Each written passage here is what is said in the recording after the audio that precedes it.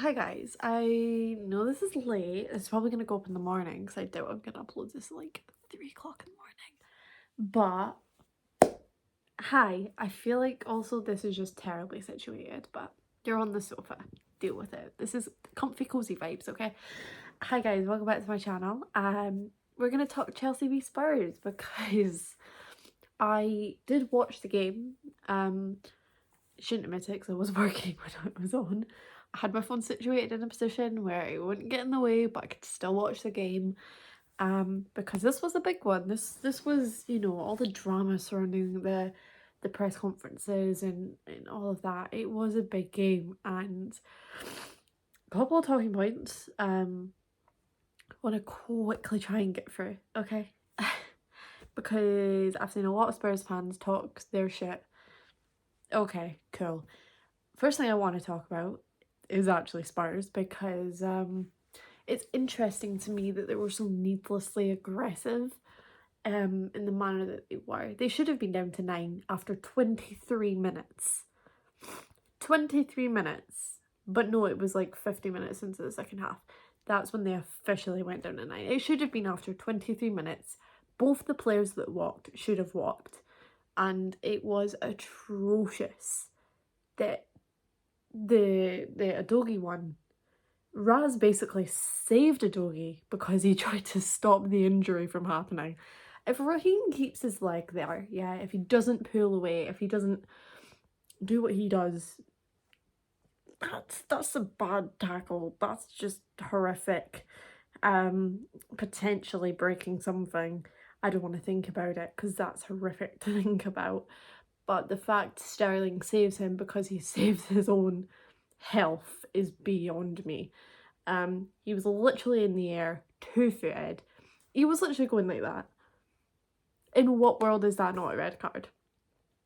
I know he gets his justice later on, but makes no sense. And like I said, the tackle made no sense. It was so needlessly aggressive when they were 1-0 up. Spurs were 1-0 up, and I find it so hard to believe that from an Ange Postecoglou team that this was what they set out to do. I don't know if it was just Chelsea v Spurs and the rivalry and Poch coming back and all of that just clouded the game and clouded their, not judgment, I guess judgment, their tactics, the way they went out to play. It made no sense. Like I said, I find it so hard to believe that Ange Postecoglou told them in the dressing room to go out there and make a mess of it, because that's not the way Ange Postecoglou plays, and we see that with the fact he remained a high line the whole game. He never went low block, which would have been the best way to go. He would have probably nicked 3 points because Chelsea just go watch the Brentford game. Don't do it. Don't do that to yourselves. I wouldn't suggest it. But we struggled to break down low blocks, and if that was the way that Spurs wanted to play, I doubt we would have scored, and I think they probably nick it. It's the way that I think. I love Postecoglou, and I will always keep saying that I think we should have taken the risk on him. But it is the naivety that this isn't the Scottish League. I hate to down on it because I'm Scottish, as we all know. But this isn't the Scottish League. This isn't Celtic. You can't get away with that. You can't be naive, and you can't stick to your high line when you're down to 9. Because it was always going to go that way, that eventually someone was going to figure out the ball goes in the back of the net, and we were going to open the floodgates. And the floodgates didn't really open until what felt like the 20th minute of stoppage time. But we finally got the goals. Like I said, the penalty is the penalty. I really wish Caicedo's finish had counted because it was a tidy finish, but yeah, obviously that goal gets chalked off, and then they go back because the penalty happened before the goal's even shot, so it's technically still a phase of play. It's an atrocious countryman on countryman. That's Argentinian crime. That's just terrible from Romero. Like, Romero for Spurs is what Xhaka used to be for Arsenal, and like that little spell where it just seemed like he was always getting fired up and getting sent off. Romero's that, but I just don't think Romero will ever change. And you know what? He finally got his justice for last season, pulling Cucurella's hair. Just finally. Finally he got sent off. It felt like the universe needed to balance itself out. And it did in magnificent, why did I forget that word? Magnificent ways. The penalty is the penalty. I'm guessing Palmer is the penalty taker now. I don't know. He seems to be taking the penalties, so I'm gonna let it happen until he misses one. It could have been today because it was a close one. I think Vicario gets a hand to it and it just bounces off the post onto the other post and in. It's very, very lucky, but I'm gonna take it. It's the type of luck that sometimes you need, because we seem to miss a lot of it in our finishing today.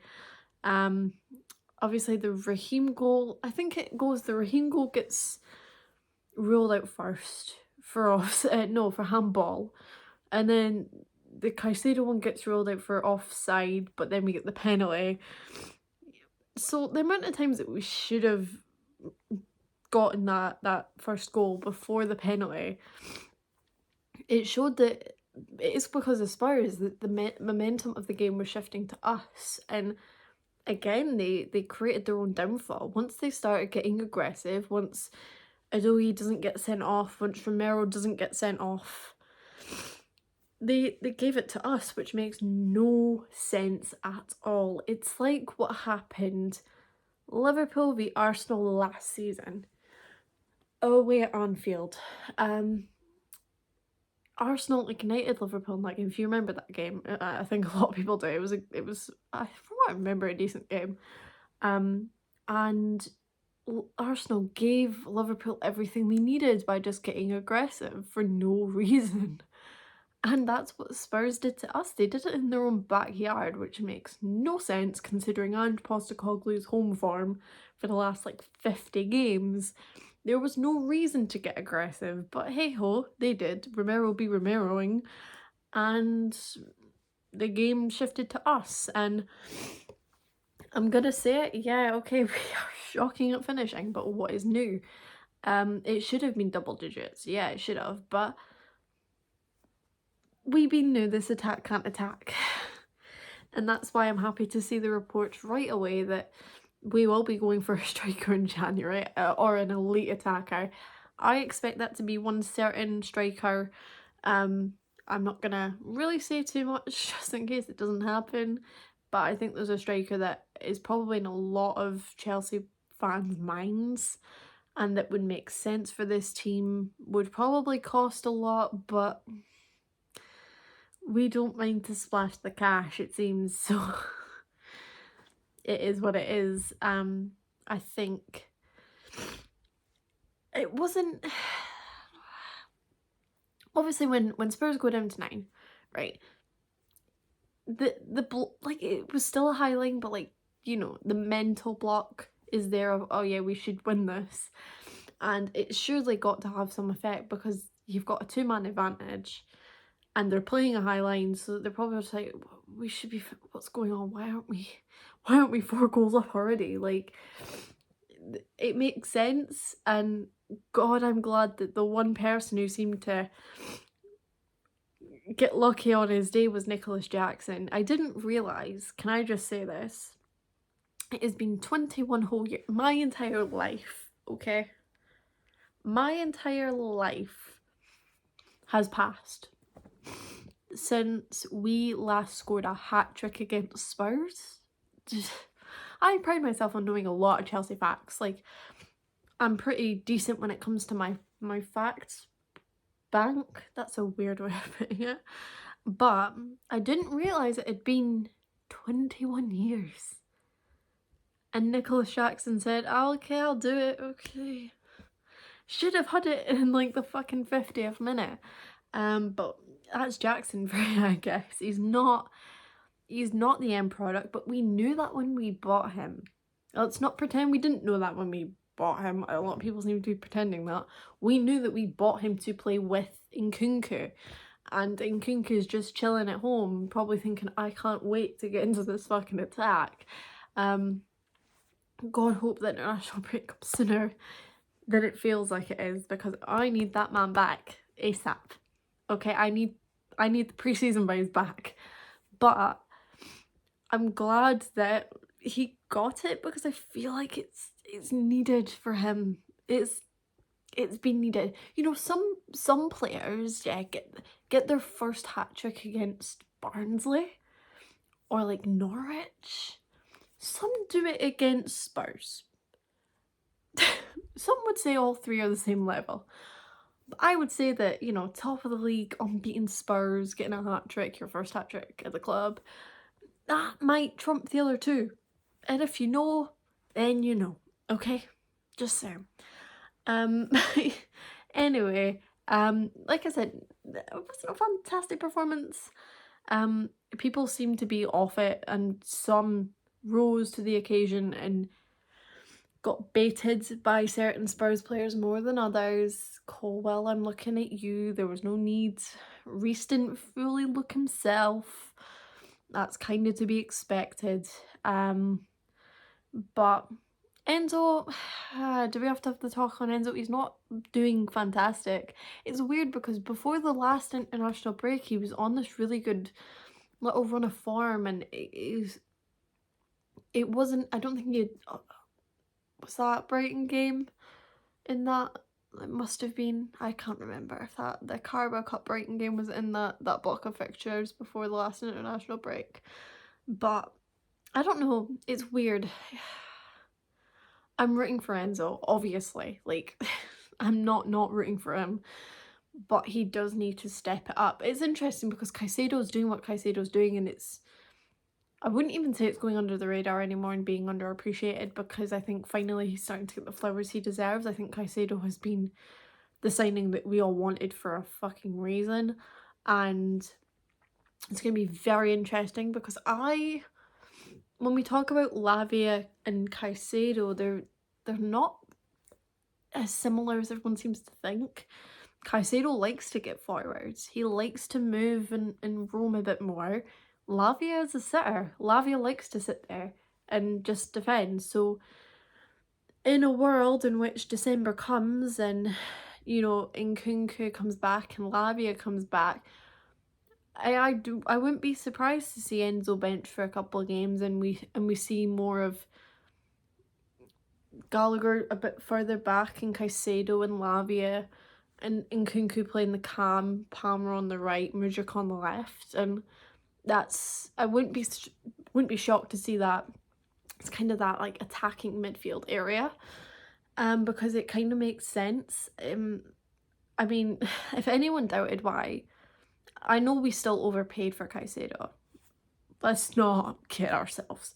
But if anyone's starting to doubt why Caicedo was so highly rated, I still don't understand why you're doubting it, because he's doing what he's doing every week. Like I said, fully going under the radar in some cases, and without him,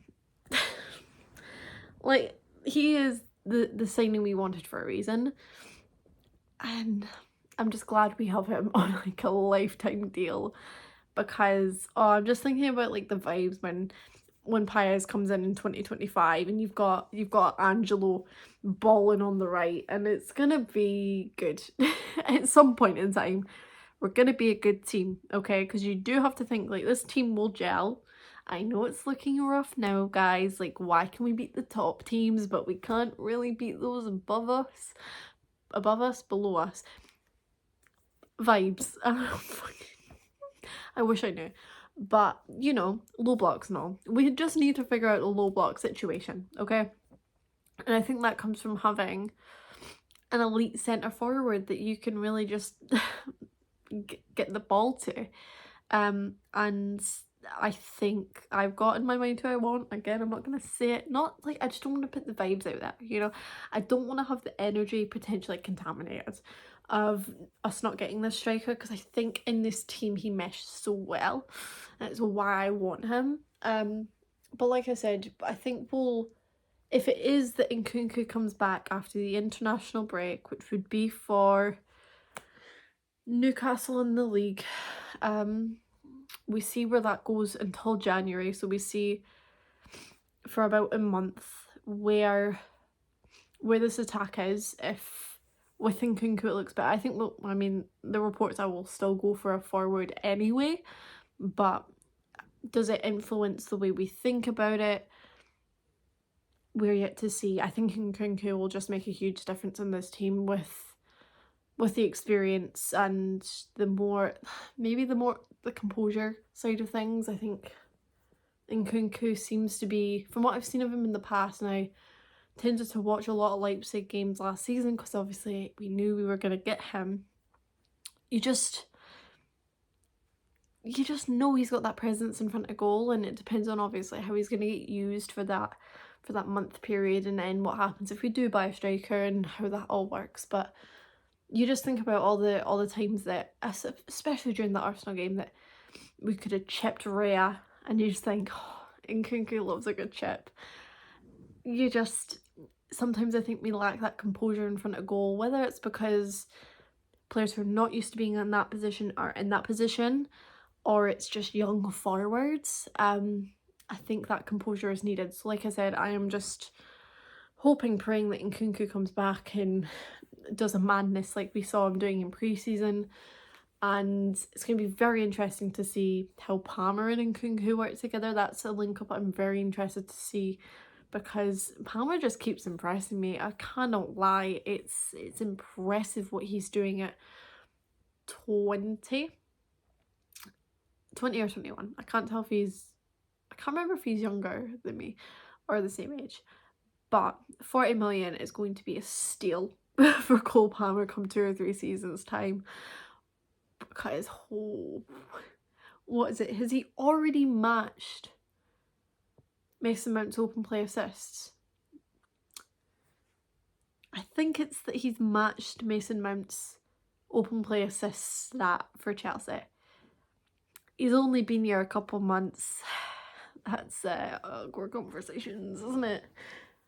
Yeah, I just need him to get that first open play goal, and then I can talk my agenda. Until now, until then I can't. But again, this team, I know people want to say, shut up. Okay, you were all saying this game is a must win, so we won. Shut up. Deal with it. Thank you very much. Take the 3 points and run. Because the way I see it, yes, we play City.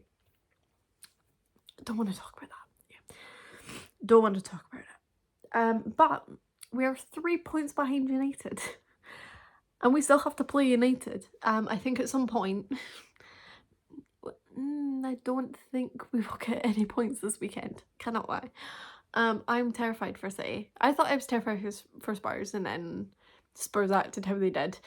I don't want to watch the game on Sunday. I'm actually going to probably miss the first half anyway because of the kickoff time. Thank God.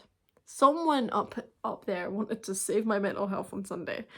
But the second that we beat United and go above them is all I care about, because they're in a bigger mess than us and we do not deserve to be below them. And that's where my agenda rests. And once Cole Palmer scores an open play goal, I can open up a new agenda and then we can talk about that. But until then, I mean, the scriptwriters are going to go one way or the other. They're either going to go a fluky 1-0 Chelsea win, Cole Palmer scoring his first open play goal, knock on wood because I want that, or vibes I'm not going to put out into the universe, actually, because I believe, like Poch, that if you put out bad vibes, you're going to get bad vibes. I don't want that in my life. Not when I'm playing Spurs on Sunday. So, Spurs, City, mine's gone. It's late. Anyway, like I said, we needed this game to be a win. Everyone on Twitter was calling it to be a win. Why is now complaining we won? I don't get it. I'm done with this fan base sometimes. But anyway, I spoke about the game. I want to get back to doing this as much as possible. So, yeah, no matter how late it is, I will still do this. I am sleep deprived. I need to sleep. Gonna rewatch the second half, and then I'm gonna go to sleep. So I hope you enjoyed this video. Do all the things, like, comment, subscribe, follow my other social medias, and I will see you guys in the next one. It probably will be on Sunday, and I hope we're all just as terrified as each other. Yeah? Good.